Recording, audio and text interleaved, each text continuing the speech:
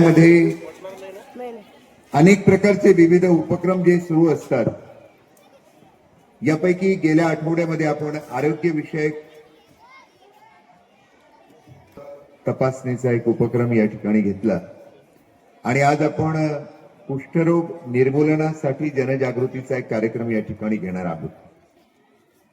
या उपक्रमासाठी आपल्याकडे राहुरी शहरातील सुप्रसिद्ध त्वचारोग तज्ञ डॉक्टर प्रमोद निशिगन सर या ठिकाणी आलेत।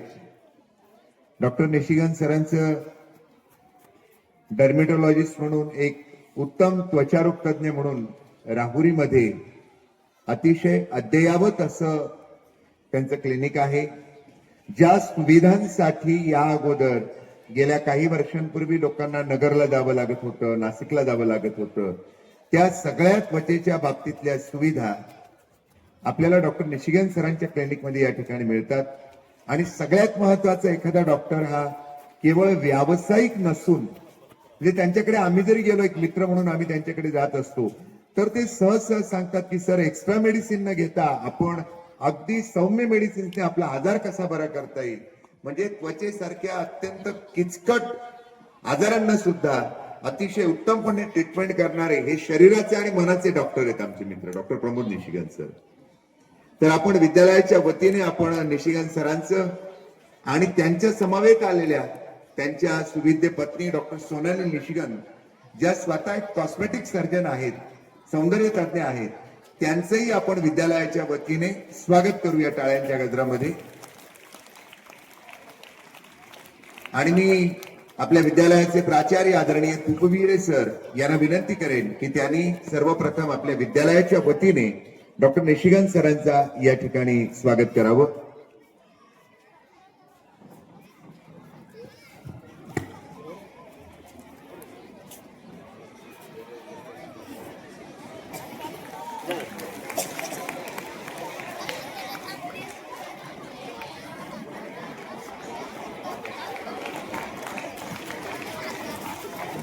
याबरोबरच त्यांचे सुविद्य पत्नी डॉक्टर सोनाली निशिगन यांचं स्वागतही विद्यालयाच्या वतीने या ठिकाणी ढगे मॅडम यांनी करावं, त्यांना विनंती करतो।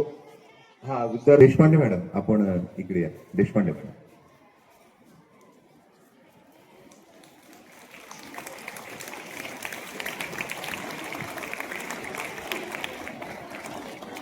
आणि यानंतर ज्यांनी गेल्या आठवड्यामध्ये आपल्या विद्यालयातील अनेक विद्यार्थ्यांची रक्त तपासणी अतिशय उत्तमरित्या तो कॅम्प पार पडला, अशा आपल्याला मार्गदर्शन करणाऱ्या डॉक्टर केतन साळवे मॅडम यांचा सत्कार देशपांडे मॅडम यांनी करावा अशी त्यांना विनंती करतो।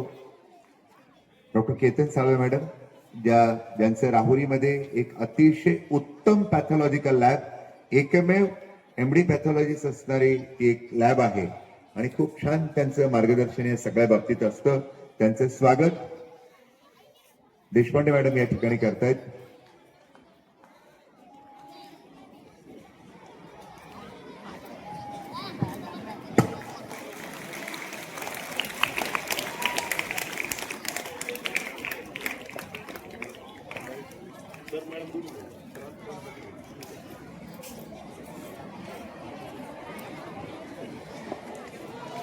आणि आता अधिक वेळ वाया न घालवता मी आमचे मित्र आदरणीय डॉक्टर निशिगन सरांना विनंती करेन की त्यांनी विद्यार्थ्यांशी संवाद साधायचा। Thank you sir. सर्वप्रथम मी सावित्रीबाई फुले माध्यमिक व उच्च माध्यमिक विद्यालयाचे प्राचार्य माननीय श्री अरुणजी तुपेरे सर, उपप्राचार्य माननीय श्री बाळासाहेब डोंगरे सर आणि प्राध्यापक जितेंद्र मेटकर सरांचे मनापासून आभार मानतो की त्यांनी आज मला या ठिकाणी आपल्यासमोर कुष्ठरोग अशा एका ज्वलंत विषयाबद्दल बोलण्यासाठी आमंत्रित केलेलं आहे। खरं तर कुष्ठरोग हा खूप असा जुना प्राचीन आजार आहे आणि आजही तो जगभर, आपल्या भारतात ह्याचे रुग्ण आढळतात। जसं आपण म्हणतो की हा जुना आजार आहे, ह्याचे काही दाखले पण आपल्याला भेटत आहेत। आपण ऐकलं आहे, वाचले असेल राजपुत्र गौतम बुद्ध जेव्हा प्रथम त्यांच्या महालाबाहेर पडले, त्यांनी एक पीडित म्हणजे असा कुष्ठरोगी बघितला आणि वेदना काय असतात, माणसाच्या वेदना काय असतात ह्याची जाणीव प्रथम त्यांना झाली. तसेच आपल्या धर्मग्रंथामध्ये बायबल असेल, रामायण असेल, महाभारत असेल, यामध्येही कुष्ठरोगांविषयी आपले काही दाखले मिळतात. पूर्वीच्या काळी कुष्ठरोग हा एक असा महारोग म्हणून मानला जायचा. त्या काळी त्यांना माहित नव्हते की बाबा हा रोग कशामुळे होतोय. लोकांचा समज असा असे की हा रोग आपल्या देवी देवतांच्या शापामुळे हा आजार होत असेल, किंवा ह्या व्यक्तीने काही मागच्या जन्मी पाप केले असतील, किंवा ह्या जन्मीच्या पापांची फेड तो आज करत असेल. ह्यामुळे हा जो कुष्ठरोगी असायचे हे यांना गावाबाहेर ठेवले असायचे. त्यांच्याबरोबर कुणी कुठलाही कॉन्टॅक्ट ठेवत नसेल, त्यांना कुठलाही रोजगार भेटत नसेल. तरी आपण बघित असेल काही पूर्वीच्या काळामध्ये असे कुष्ठरोगी एखाद्या सार्वजनिक कार्यक्रमामध्ये, जत्रेमध्ये आपल्याला भीक मागताना बघितलं असेल की त्यांच्या बोट रिसॉप्शन ऑफ फिंगर्स म्हणतो आपण त्यांना, बोट कट झालेले असतील, पायाला जखमा झाले असतील, अंगावर असे विचित्र चट्टे आलेले असतील. हा असा दुर्लक्ष, त्या ठिकाणी त्यांना कुणी रोजगार देत नसल्यामुळे त्यांना त्याच्या उपजीविका साधण्यासाठी भीक मागावं लागत असेल. पण एका हॅन्सन्स नावाच्या एक नॉर्वेजियन शास्त्रज्ञ यांनी शोध लावला की हा आजार हा काही देवी देवतांच्या शापामुळे होत नाही किंवा पूर्वीच्या पापामुळे होत नाही, तर हा आजार एक जीवाणूमुळे होतो. तर जीवाणूचं नाव आहे मायक्रोबॅक्टेरियम लेप्री. म्हणून या आजाराला हॅन्सन्स डिसीज असे देखील म्हणले जाते. दुसरं नाव या आजाराला आहे की लेप्रसी. लेप्रा हा एक ग्रीक वर्ड आहे. लेप्रा म्हणजे असा आजार की त्या ठिकाणी स्किनवर खवल्या येत असतात.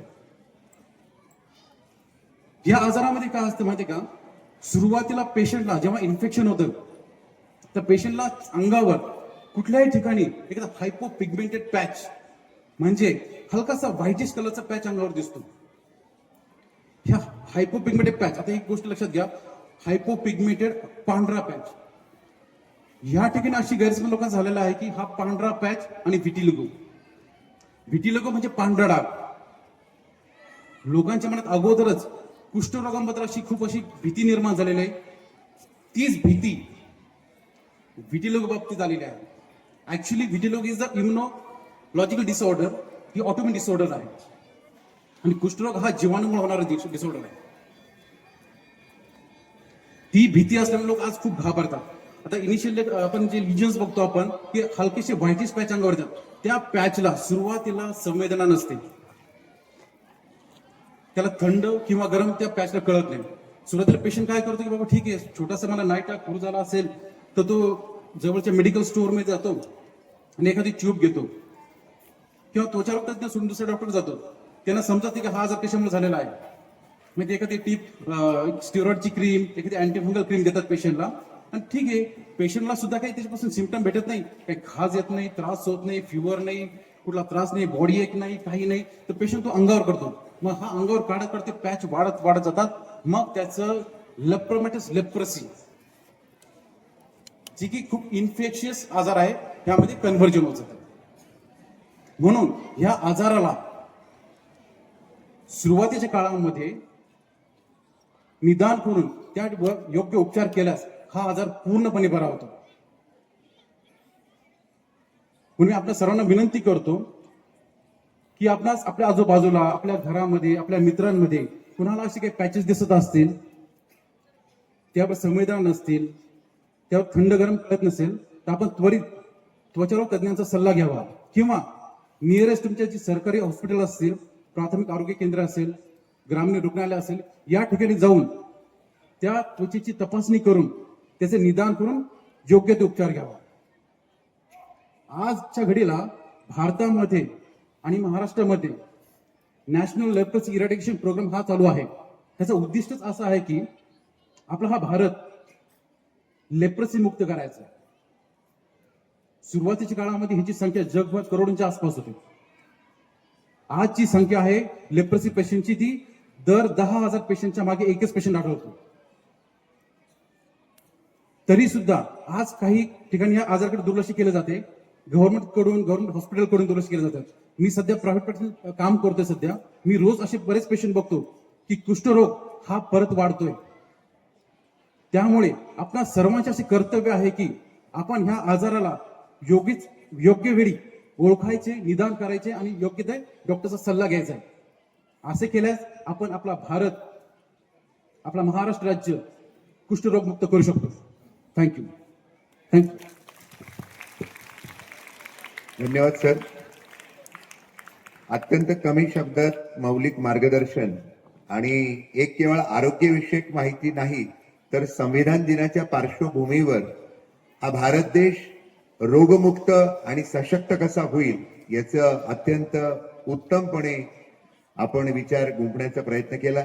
यानंतर सौंदर्यशास्त्र तज्ज्ञ अर्थातच कॉस्मेटिक सर्जन आदरणीय डॉक्टर सोनाली निशिगन मॅडम आपल्याशी संवाद साधतील. मी विनंती करेन निशिगन मॅडमला की त्यांनी विद्यार्थ्यांशी संवाद साधावा.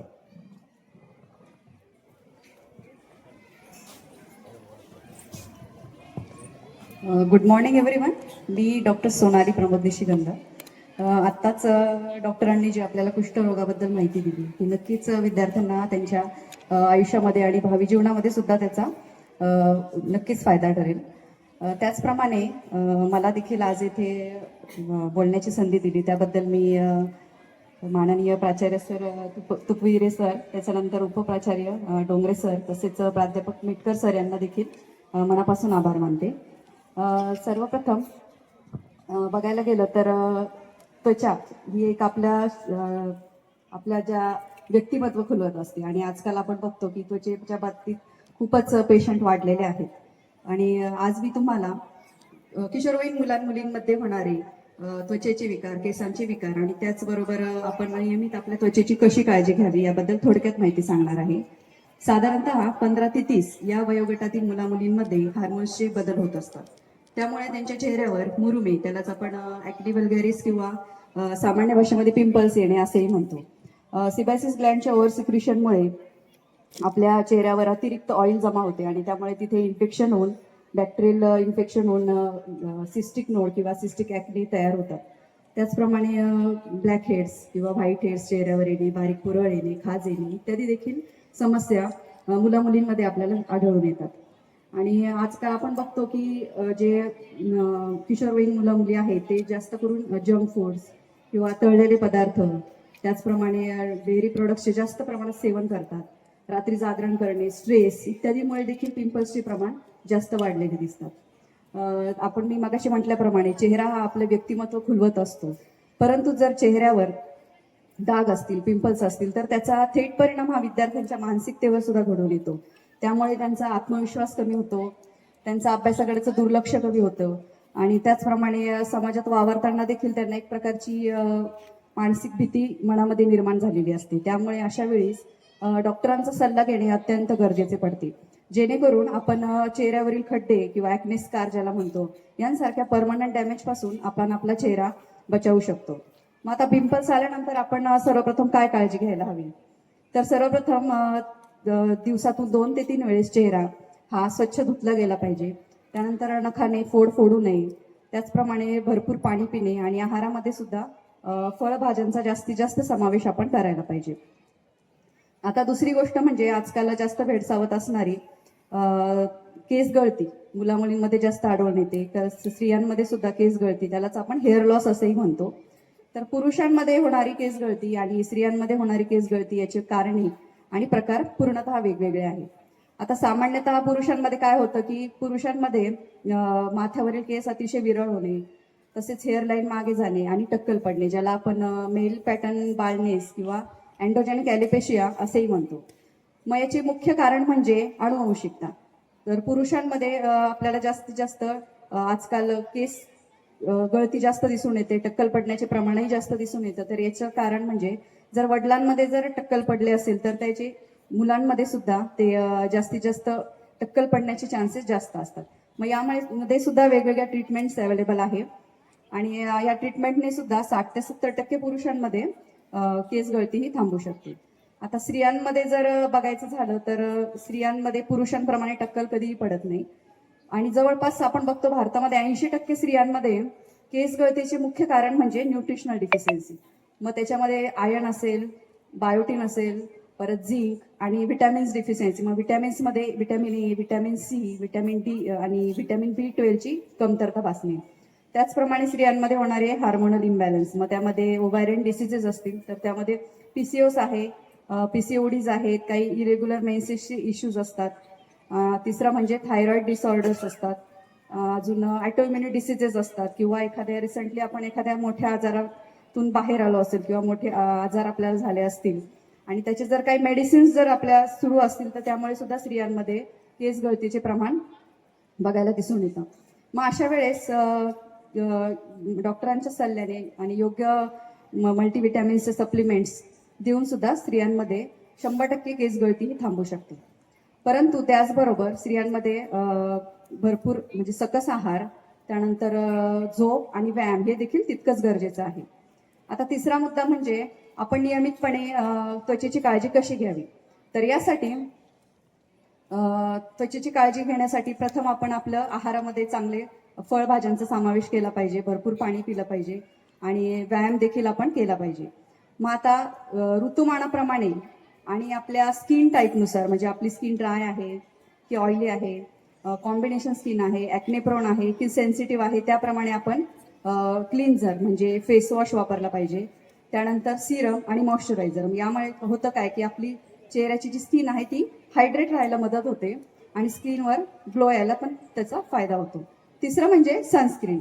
मग आता उन्हापासून आपण नियमितपणे काळजी घेतली पाहिजे. सनस्क्रीनचा फायदा असा होतो की सूर्यप्रकाश म्हणजे अतिनील किरणांपासून जे आपल्या त्वचेवर काळे डाग पडतात किंवा वांगाचे डाग होतात किंवा चेहऱ्यावर सुरकुत्या येतात. आपण बघतो की उन्हामध्ये जास्तीत जास्त जे लोक काम करतात त्यांच्या चेहऱ्यावर वयाच्या आधीच सुरकुत्या तयार होतात, सुरकुत्या पडायला सुरुवात होते आणि तसेच त्यांचा चेहरा सुद्धा निस्तेज दिसतो. त्याप्रमाणे चेहरा काळवंडला जातो. त्यासाठी सनस्क्रीन हे अत्यंत महत्वाचे आहे आणि आपण सनस्क्रीनचा वापर हा नियमितपणे केला पाहिजे. आता मी बऱ्यापैकी त्वचेची आणि केसांची काळजी कशी घ्यावी याबद्दल सांगितलं आहे. तरी कोणाला काही प्रश्न असतील किंवा त्वचेच्या बाबतीत किंवा केसांच्या बाबतीत तर ते मला बिनधास्तपणे विचारू शकतात.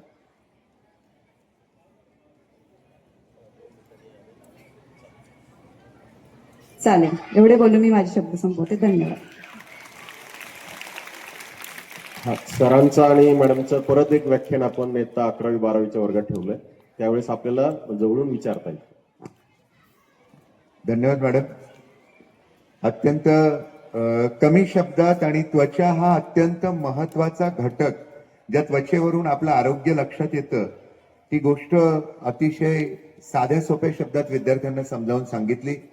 आणि सगळ्यात महत्वाची आणि आनंदाची गोष्ट, त्वचेच्या बाबतीतलं कुठलीही समस्या असली तरी सरांच्या क्लिनिकला ते सॉल्व्ह होते. आणि दुसरी एक महत्वाची ओळख मी सरांच्या बाबतीत सांगायचं विसरलो की इंग्रजीतला वैद्यकीय क्षेत्र म्हटलं की थोडंसं फक्त मेडिसिन आणि आजारावर उपचार करणे तेच ते शब्द ऐकायला येतात, मेडिसिन, डॉक्टर, सर्जन. पण इंग्रजीतला सर्जन हा मराठीत किती सृजन असू शकतो याचं उत्तम उदाहरण म्हणजे डॉक्टर निशिगंध सर आहेत की त्यांचा आवाज अत्यंत सुंदर आहे. म्हणजे ते जेव्हा गायन करतात, आम्ही त्यांना गमतीने आमचे राहुरीचे कुमार सानू किंवा मोहम्मद रफी म्हणत असतो, एवढा सुंदर आवाज त्यांचा आहे. आणि त्यातल्या त्यात नुसतं त्यांचाच आवाज सुंदर आहे नाही, असं म्हणतात की यशस्वी पुरुषामागे एक स्त्री खंबीरपणे उभी असावी लागते. डॉक्टर निशिगंध मॅडमचा सुद्धा आवाज एवढा सुंदर आहे की दोघांची जोडी म्हणजे गीत आणि संगीत अशी ती जोडी आहे, असं म्हटलं तर वावगं ठरणार नाही. आपण त्यांचाही कार्यक्रम या ठिकाणी एकदा गायनाचा सुंदर कार्यक्रम राहुरीतल्या सगळ्या कलाकारांचा ठेवणार आहोत. पण सगळ्यात महत्वाचा हा सगळा गीताचा, संगीताचा आणि जीवनाचा आनंद घ्यायचा असेल तर आपण पहिले निरोगी राहिलं पाहिजे. आणि निरोगी राहिलं पाहिजे तर काय, आपल्या आपादमस्तक डोक्याच्या केसांपासून तर पायाच्या नखांपर्यंत प्रत्येक कणाकणामध्ये वाहणारा घटक रक्त असतो. मग ते रक्त शुद्ध असलं पाहिजे. म्हणून त्या रक्ताच्या ज्या काही तपासण्या आपल्या मागच्या आठवड्यामध्ये झाल्या आहेत तर त्या साळवे मॅडम आता आपल्याला मार्गदर्शन करतील. मी विनंती करतो मॅडमला की त्यांनी या ठिकाणी सर्वांना मार्गदर्शन करावं.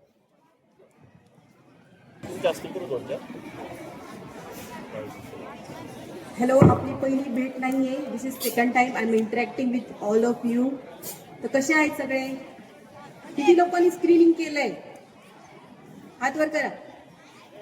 किती लोकांनी रक्ताची तपासणी केली? गर्ल्स जास्त होत्या है ना. आता मी जवळजवळ 385 विद्यार्थ्यांनी सहभाग घेतलेला होता. Thank you so much. आणि हात खाली करा मुलांना. आता मी तुमचे विशेष आभार मानते. एका प्रिकमध्ये ब्लड नाही आलं तर सेकंड प्रिकला सुद्धा कोणी नाही म्हटलं नाही, कोणी रडरड केली नाही आणि विद्यार्थ्यांनी एकमेकांना सपोर्ट केला आणि हा यशस्वी कार्यक्रम तुमच्यामुळे झालाय. तर ज्यांनी या स्क्रीनिंग प्रोग्रामला उत्स्फूर्त प्रतिसाद दिलेला आहे, तर वर्गाचे जे प्रतिनिधी असतील त्यांनी स्टेजवर यायचंय. 10वी ब नंबर ऑफ स्क्रीनिंग 34. वर्ग प्रतिनिधी मुलीचे मॉनिटर आणि मुलाचं मॉनिटर दोन्ही पण या. कोणी येऊ शकता. फास्ट. 10वी ब येस. 10वी ब number of screening 34. Largest screening झालेलं आहे त्यांचं. 34 विद्यार्थ्यांनी पार्टिसिपेट केलं होतं आणि हे पुढच्या वर्षी जर आपण ते परत आम्हाला संधी दिली तर हा नंबर ऑफ स्क्रीनिंग वाढेल. ओके. वर्ग शिक्षकांचं मी फार आभार मानते की त्यांनी त्यांना प्रमोट केलं, मोटिवेट केलं टू स्क्रीन. 10वी ब त्याचे रिपोर्ट. हा, कराळे मॅडम आणि ऋतुजा या पण. आणि मुलांनी डाएट मध्ये गुळ शेंगदाणे, गुळ फुटाणे, राजगिराची चिक्की किंवा लाडू, सगळ्या व्हेजीस खायचे, सगळे फ्रुट्स खायचे सीजनल. आपण राहुरी भागात आहोत. हा खूप सदन एरिया आहे आपला, जिथे भाजीपाल्यांची कुठलीही कमतरता नसते, फ्रुट्सची कमतरता नसते. तर आपण हे सगळ्या पद्धतीने डाएट मध्ये चेंजेस करायचे आहेत आणि वॉटर इंटेक पाहिजे, हायड्रेशन मेंटेन पाहिजे.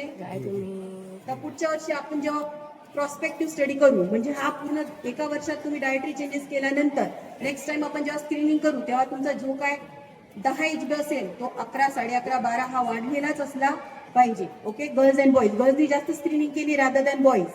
ओके. आता अॅनिमियाची लक्षणं काय आहेत का? आपल्यात कसं ओळखलं पाहिजे? धावताना पळताना दम लागतोय का? हा. गुडघ्याच्या खाली पाय दुखतायत का? हा. मग आता नेक्स्ट टाइम सगळ्यांनी स्क्रीन करा. ओके. 10वी ब ची विद्यार्थी 10वी ब चे विद्यार्थी आणि या चिक्क्या ज्यांनी सॅम्पल दिलाय त्यांचे रिपोर्ट आणि त्यांना गिफ्ट म्हणून chikki. Okay. Thank you so much. 10वी ब च्या शिक्षिका कोण आहेत? 10वी ब च्या टीचर आलेल्या नाही, त्यांचे पण खूप खूप मनापासून आभार.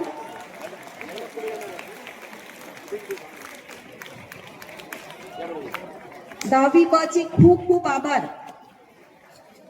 Good job. Big applause. Second runner up. Guess करा. अजून कोणी स्क्रीनिंग मध्ये भाग घेतला होता? गेस. Any cases? सेकंड 7वी ब नंबर ऑफ स्क्रीनिंग 34. 7वी ब मॉनिटर वर्ग प्रतिनिधी फास्ट यायचंय. पटकन या दोन्ही मॉनिटर. 7वी ब क्लास टीचर 7वी ब आणि यांना हे सर्व कंडक्ट करणाऱ्या ह्या दोन्ही मॅडम. आणखी कोणी आणि असेल तरी शिक्षिका, या. वर्ग शिक्षिका किंवा शिक्षक. बिग अप्लॉज फॉर 7वी ब 34 नंबर ऑफ स्क्रीनिंग. रिपोर्ट्स आणि रिटर्न गिफ्ट चिक्की डिस्ट्रीब्यूट करायची आहे शिक्षकांनी. Third price.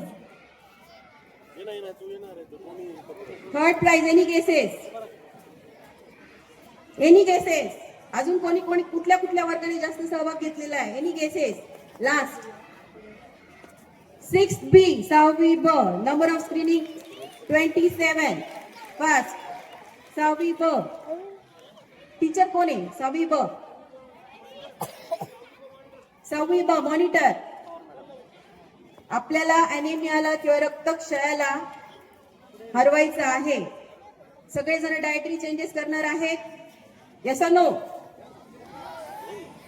आवाज येत नाहीये. हो की नाही? किती किती लोक भाजी खाणार आहे, किती लोक फ्रुट्स खाणार आहे, किती लोक हँडवॉश करणार आहे. फक्त 4 बोटं ओली करायची नाही. हँडवॉश शुड बी प्रॉपरली 3 मिनिटाचा तरी असला पाहिजे. आता मी बाकीचे फक्त सगळे रिपोर्ट्स मॅडमकडे देणार आहे. तर फक्त नंबर ऑफ स्क्रीनिंग सांगते तुम्हाला. 10वी अ 23 लोकांनी स्क्रीनिंग केलेलं आहे. 10वी ब सर्वोत्कृष्ट होतं. 10वी क नंबर 7, 10वी क 7 होतं फक्त. नंबर ऑफ स्क्रीनिंग वाढलं पाहिजे. 10वी ड 3 होतं फक्त. 9वी ड 13, 9वी क 7, 9वी ब 15, 6वी अ 9वी अ 6. तर हे नंबर ऑफ स्क्रीनिंग वाढलं पाहिजे. जेव्हा टीनेजर ग्रुप असेल तेव्हा स्क्रीनिंगची जास्त आवश्यकता असते. संबंधित शिक्षकांनी मुलांना प्रमोट करायचे नेक्स्ट स्क्रीनिंगसाठी, किंवा लॅबचा पत्ता मी शेअर करेन, तिथे येऊन स्क्रीनिंग केलं तरी चालेल. आणि सांगायचं का मी कॅम्पमध्ये सहभागी झालो नव्हतो, पण आम्हाला स्क्रीनिंगची आवश्यकता आहे, तर तिथेही तुम्हाला तशी फॅसिलिटी अवेलेबल होईल. 8वी क नंबर ऑफ स्क्रीनिंग 7, 8वी ब 17, 8वी ड 5, 8वी अ 20. आता हे स्क्रीनिंगचं आपल्याला शिक्षक म्हणून काय बघायचंय, स्क्रीनिंग का केली गेली नाही. मुलांची भीती आपण घालू शकलो नाही किंवा त्यांना अवेअर करू शकलो नाही, की मुलांमध्ये त्याचं सिरियसनेसच नाहीये. त्या तिन्ही गोष्टीवरती आपल्याला काम करावं लागेल. 11वी कला आर्ट्स 5, 11वी सायन्स 3. सायन्सचे विद्यार्थी यांना ह्या गोष्टीचा अवेअरनेस असलाच पाहिजे. 11वी सायन्स कुठे, 11वी सायन्स वरती, ठीक आहे. 12वी सायन्स 8, 12वी सायन्स 14, 12वी आर्ट्स 8, 7वी अ 12, 7वी क 11, 7वी ब 34, 12वी 5वी अ 12, 5वी ब 17, 5वी क 21. 5वी ड मधून कोणीही स्क्रीनिंग केलेली नव्हती.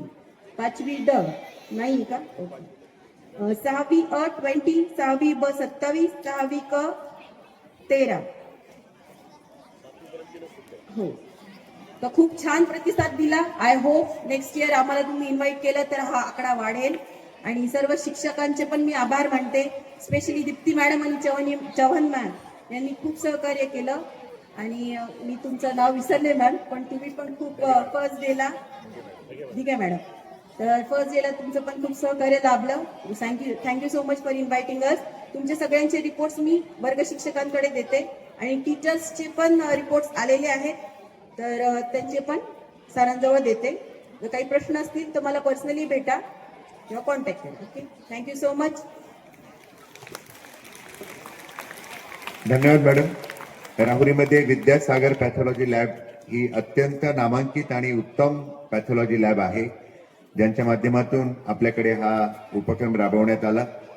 यानंतर या सगळ्या उपक्रम याचबरोबर अनेक नवनवीन संकल्पना ज्यांच्या असतात, असे आपले उपक्रमशील प्राचार्य आणि गतिमान प्रशासन असणारे आपले प्राचार्य आदरणीय तुकविरे सर यांना विनंती करेन की त्यांनी या ठिकाणी आभार व्यक्त करावं.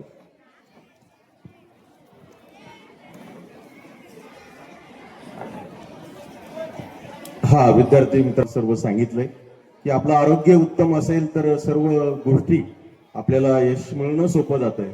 आणि आरोग्यासाठी जे प्रॉपर योग्य मार्गदर्शन लागतंय ते आपले नामवंत राहुरीतले सर्व डॉक्टर या ठिकाणी आमचे मित्र आहेत, मॅडम आहेत, ते आपल्याला समोर मांडून तुम्हाला योग्य दिशा मिळावी यासाठी शासन पण आम्हाला म्हणताय की वार्षिक तपासणी नियमित केली गेली पाहिजे शाळेत विद्यार्थ्याची. आणि त्याचाच भाग म्हणून आज आमचे या ठिकाणी आदरणीय डॉक्टर निशिगंध सर, अतिशय छान अशी प्रॅक्टिस, खूप बिझी.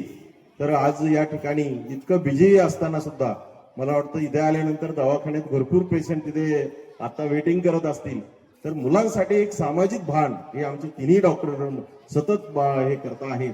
एक सामाजिक बांधिलकी जपत आहेत. आपल्या ज्ञानाचा उपयोग सर्वांपर्यंत जावा याच दृष्टीने ते प्रयत्न करत आहेत. तर मला असं वाटतंय की या सर्व तिन्ही डॉक्टरांसाठी पुन्हा एकदा प्रथमतः डॉक्टर निशिगंध सर यांच्यासाठी जोरात टाळ्या वाजवूया आपण, की त्यांना मनपूर्वक आभार व्यक्त करू. आणि या निमित्ताने तुमची कोणतीही समस्या असेल तर सांगा त्यांना की सावित्रीबाई फुले विद्यालयात सर तुम्ही आला होतात आणि आम्हाला खूप छान माहिती सांगितली आणि चांगल्या सुविधा तुम्हाला मिळतील. त्याचबरोबर आमच्या या आरोग्यावर या सौंदर्य चिकित्सा म्हणून याच्यावर अतिशय छान असं मार्गदर्शन करणाऱ्या निशिकांत मॅडम यांचंही जोरात टाळ्या वाजून आपण धन्यवाद देऊ. खूप छान अशी माहिती. खरं तर आरोग्यापेक्षाही जादा मागणी आहे सौंदर्य शास्त्राला. आमच्या निश्चित सगळ्या मुली आपली या ठिकाणी मार्गदर्शन घेतील आणि खऱ्या अर्थाने हे वरवर सर्व जसं शाळा दिसते त्याच्या अंतर्गत वेगळं काहीतरी असतं. शरीरात सुद्धा तसंच आहे बघा, की आपण छान दिसतोय पण आतमध्ये काय गडबड आहे ती गडबड मला वाटतं लॅबद्वारे मॅडम आपल्याला सांगतात. एचबी असेल, अनेक टेस्ट आहेत रक्ताच्या, अनेक प्रकारच्या टेस्ट आहेत. मला वाटतं त्याचा एक छोटासा भाग तुमचं हिमोग्लोबिन चांगलं असेल तर तुमची एकाग्रता, तुमचं आरोग्य सर्व त्याला जोडून आहे. आणि मला काल मॅडमचा फोन आला की सर काही मुलांचं खूप चांगलं एचबी आहे पण काही मुलांना अॅनेमिया किंवा रक्तक्षयाकडे ते जात आहेत. आपल्याला प्रॉपर त्यांना आहाराविषयी माहिती सांगावं लागेल. म्हटलं लगेच या आणि त्या आपल्या विनंतीला मान देऊन आल्यात आणि त्यांनी अतिशय नम्रपणे सगळ्या आम्ही ऑब्झर्व केले, कुठली गडबड नाही. मुलांना जसं पाहिजे तसं सुईनं टोचतात आपल्या भाषेत की त्यांनी ब्लड घेतले. त्यांच्या सगळ्या टीमने अतिशय मला वाटतं प्रॉपर असं हे सगळं डायग्नोसिस केलंय. त्याबद्दल एकदा डॉक्टर केतन साळे मॅडमचे जोरात टाळ्या वाजून आपण त्यांना धन्यवाद देऊ. आणि त्या निश्चित आपल्या तिन्ही डॉक्टर मंडळी आपल्या शाळेसाठी त्यांचं निश्चित योगदान राहील. आम्ही त्यांना विनंती करतो की आमच्या या मुलांना तुम्हाला सांगायला आनंद वाटतो सर, जवळ 36 ते 38 गावामधनं ही मुलं येत आहेत. 1813 मुलं आमच्याकडे आहेत आणि त्यांना माहिती नसतं कधी कधी की प्रॉपर आपण कोणाकडे जावं काय घडल्यानंतर. आणि हा भाग मला वाटतं शाळेमार्फत हाही चांगले डॉक्टर आपल्या समोर आम्ही मांडण्याचा प्रयत्न आम्ही सर्व विद्यार्थ्यांसमोर करतो आहोत. निश्चित पालकांच्या संमतीने आपण निश्चित याचा फायदा घ्यावा. सर अतिशय बहुमूल्य वेळ देऊन आमच्या मुलांना आणि आम्हाला आपण मार्गदर्शन केलंय त्याबद्दल विद्यालयाच्या वतीने निश्चित आम्ही खूप ऋणी आहोत. आणि आपलं पुढे 11वी 12वी पुढे व्याख्यान आपण देणार आहात त्याबद्दल खूप धन्यवाद देतो. आणि सर्व या आमच्या स्टाफ संस्था या सर्वांच्या वतीने धन्यवाद म्हणून या ठिकाणी थांबतो. थँक्यू. आणि सरांना विनंती करतो की ते इतके सुंदर गायन वादन करतायत, त्यांचा एक सुंदर कार्यक्रम निश्चित आम्ही एक ऑडिटोरियम साठी साधं या ठिकाणी नियोजन करतोय. आमच्या मुलांमध्ये सुद्धा हे खूप लपलेलं आहे सर, की तुम्ही इतके छान फेसबुकला स्टेटसला आम्ही बघतो आहोत. तर असे अनवर भाई असतील, अनेक आपले गावातले व्यक्ती आहेत की त्या मुलांना असं गायन वादन कवी आणि या सगळ्या गोष्टी जरा जे आवडतंय ते आपल्याकडे यावं यासाठी आम्ही त्याचं लवकरच नियोजन करतोय. त्यालाही आपण संमती द्यावी अशी विनंती करतो आणि या ठिकाणी थांबतो. थँक्यू.